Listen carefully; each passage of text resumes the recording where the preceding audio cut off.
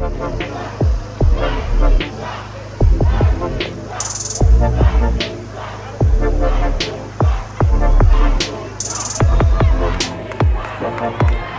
gave us two options, the Quran or the sword. You can follow my new religion or die. We were forced to follow these false religions. That's it, they took us as slaves. The Arabs too, I'm not to mention the Arabs. They are not our friends. Yes, we're related to them, but they are our evil cousins that forced us to follow Islam.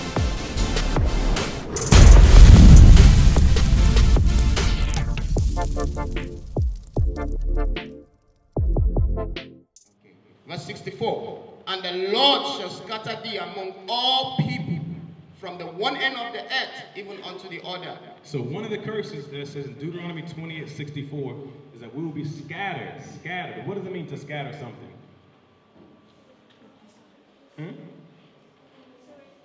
Disarrange? Huh? To what?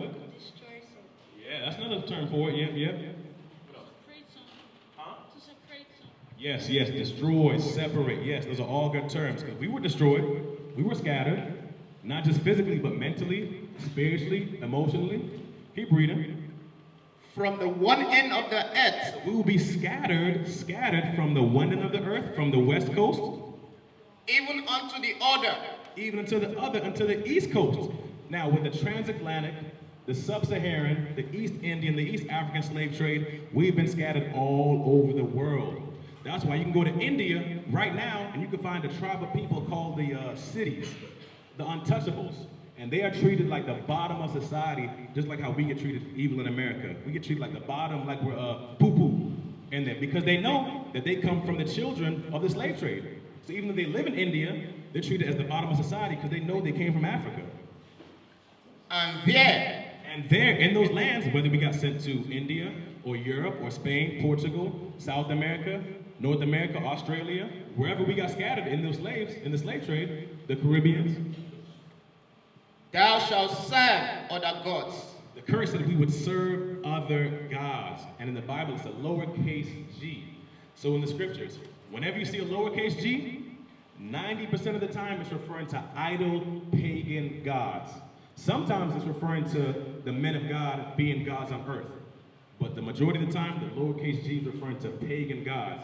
So the Most High God said we will be scattered from among all people, from one end of the earth even unto the other, and there in those lands we would serve other gods, meaning we would stop following the Bible. We would lose our heritage of what our true religion was. Not traditionalists, not Ogun or Shango or Anansi. None of those gods are real. Those are all fake gods that we've learned here in the continent of Africa from the people that were here. Because before the children of Israel got Jerusalem or Israel, weren't there another race of people living here in Canaan? Yes, there were Canaanites living in the land before we inhabited it. So there was already a native race of people living here. That's why us being Shemitic is different from the original Hamitic people that were living in the land. Because when we look at slavery, if we were all brothers and sisters, why would we sell ourselves, why would we sell our family to the white man? Does that make sense? Why would we sell millions of our brothers and sisters to the white man? That doesn't make any sense. And we're going to show you that that was another nation of people who just looked like us. Keep reading. Which neither thou nor thy fathers have known. Even wood and stone. Even wood and stone. Those were two of the main gods that we would serve in captivity. Now, what religion do you think the wood represents? From this slide right here. What religion out of these two you think represent wood? Does anybody know? Yes. One that has the cross. Aha, the wooden cross. That's Christianity. Christianity is not of the Bible.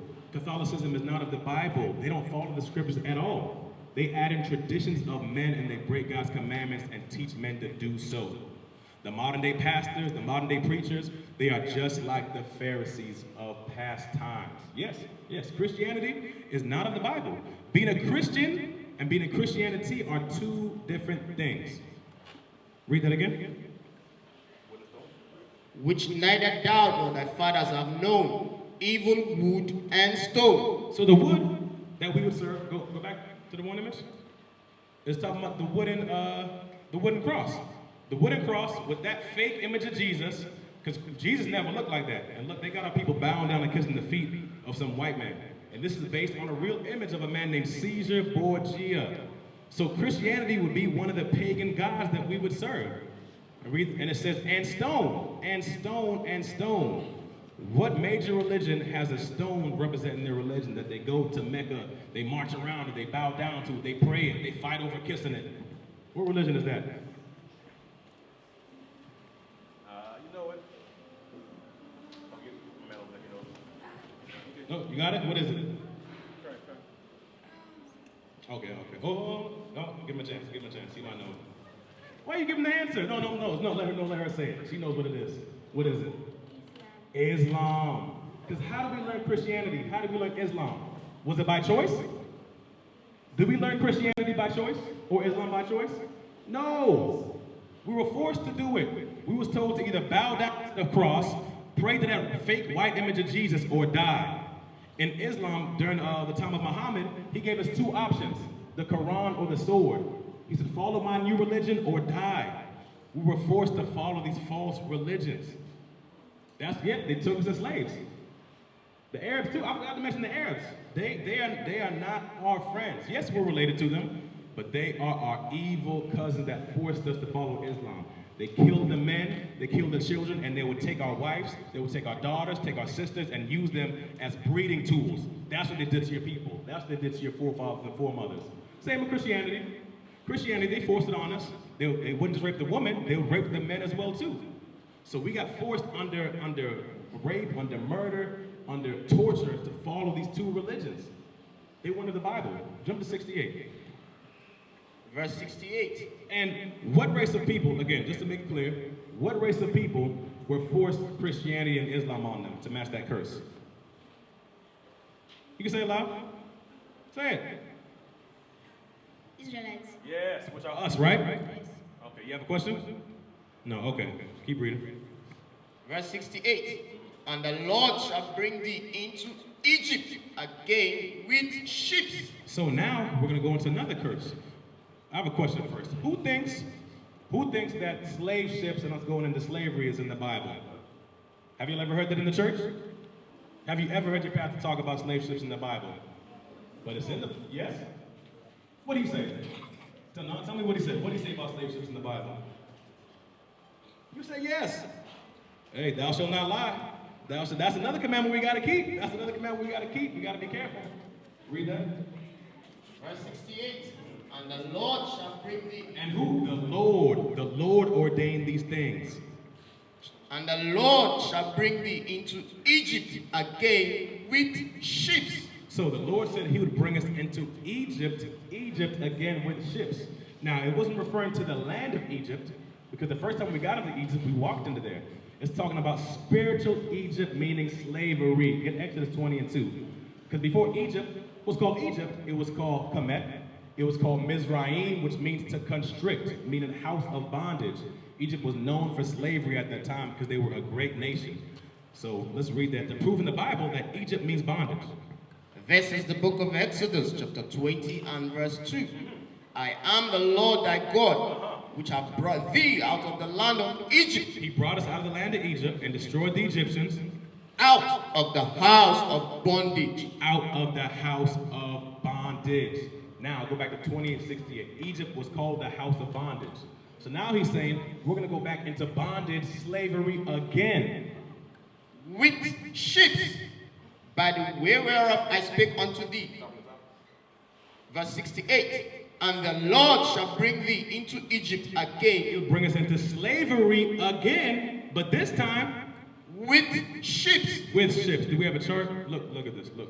Only one nation of people on earth were treated like sardines, like cargo. And we was lined up head to toe, head to toe, head to toe, head to toe, on top of one another, peeing on one another, pooping on one another.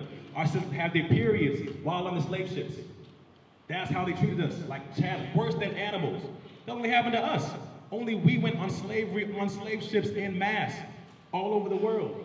And it's still happening today in Libya. In Libya, they are still selling our people today to the Arabs. That's what the Arabs, they're not our friends at all. by the way whereof I speak unto thee. Thou shalt see it no more again. So he said we would not see those same Egyptians again. Because when we left Egypt, what happened to the Egyptians that were trying to cross the Red Sea? They what? Say it loud. They died. They died. The Red Sea came down and killed all of them. And remember, the plagues in Egypt, Egypt is a prophecy about Egypt being a base kingdom now. That's when you see Egypt, you don't see the original Egyptians. Is there dark-skinned Egyptians in Egypt right now? Who is there? The white people and the Arabs. They don't even have their own land anymore. That's what the Most High God did to them for enslaving his people. And there ye shall be sold. And there, in those lands that we'll be taken to, can we get a map? Can we go back to get a map of the slave routes? Is that possible? Read that again. And there ye shall be sold unto your enemies. And there, the places we've been taken to, whether to South America, North America, Spain, Portugal, Europe, to the so-called Middle East, and even across into more Asia and Europe. Who do you think built the Great Wall of China? Who do you think built the pyramids? It was us. Every nation that we've been in slavery under, we have taken that nation to the top. That's why God said, get Romans 9:17. Hold that, get Romans 9:17. That's why God says he uses other nations to show his power. Wherever we go, that nation is on top. In the Babylonian captivity, King Nebuchadnezzar relied on Daniel. Even in slavery, we were the most sought upon people in captivity. Yep, so more places we were taking the West Indies by the millions, by the boatloads. And remember, all of us, even though 5 million made it there, we probably had another 300,000 who died on the way, who either killed themselves, jumped out board, were killed, put to death, died of sicknesses, died of diseases. This is the book of Romans, chapter 9 and verse 17.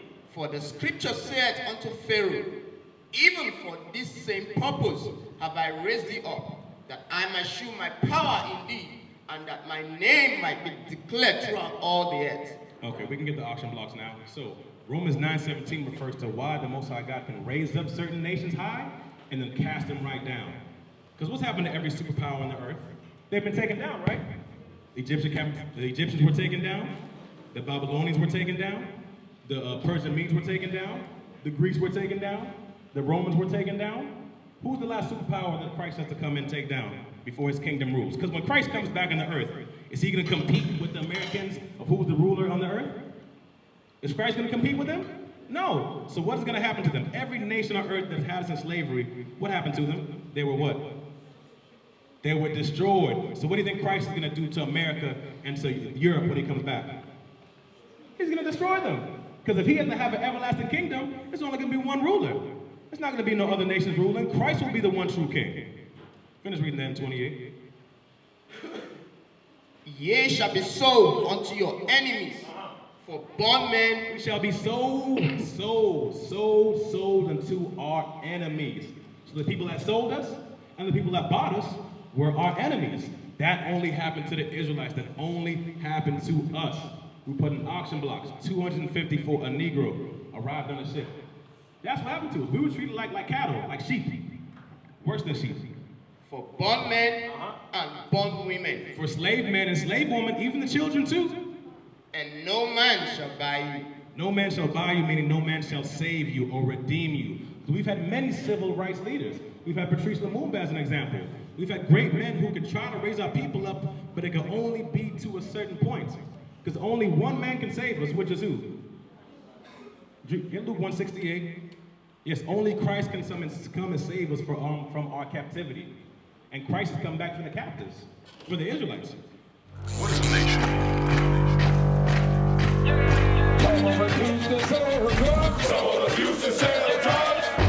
Nation is men leading by example.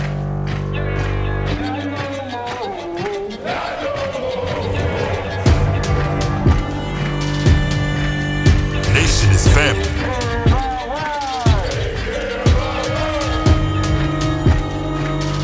Nation